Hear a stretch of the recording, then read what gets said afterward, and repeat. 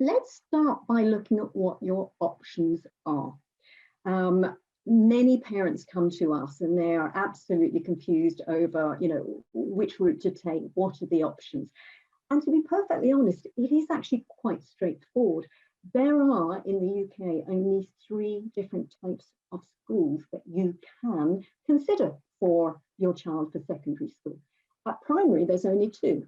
It's state or private. But at secondary, there's a 3rd one.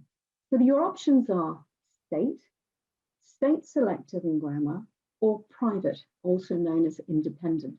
Now let's have a look at what the differences are. State means they're free, and usually there are going to be 30 in the class. Now there are different types of state schools. You can have the faith schools, you can have the community schools, you can have academies. They're all different, but they're also all the same. They all come under the category of you don't pay any fees. And the way that you would get into that school is by meeting their admissions criteria. Your second option, which is the state selective or the grammar schools, they are also state schools, so they are free. And you don't need to pay money to get your child to go to that school. But where it is slightly different to the state schools is that they do have an exam. Your third choice is the private sector. And the private sector is different. You apply to it slightly differently. It is not a state school. The advantage of private schools for many is that there are smaller class sizes.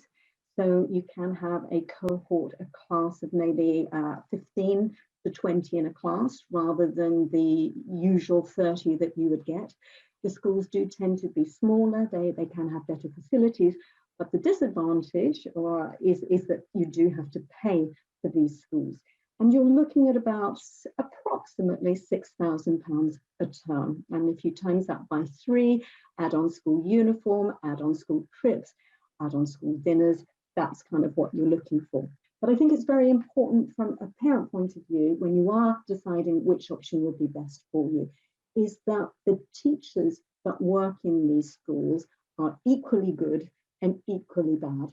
You won't get necessarily a better teacher in one sector rather than the other. You can have outstanding teachers in all 3 sectors, but you can also have those that aren't as good in all 3 sectors.